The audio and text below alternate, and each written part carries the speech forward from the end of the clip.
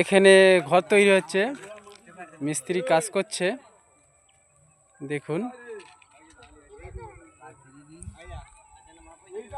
ওই মিস্ত্রি কবে কাজ চালু করেছো? কবে কাজ চালু করেছো? হ্যাঁ,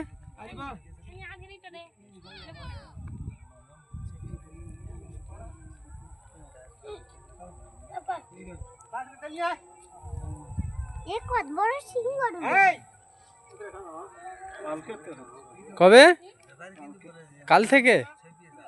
তুমি অনেক কাজ করেছো তো। ইট নেই নাকি? ঈদের জন্য কাজ বন্ধ আছে এখন।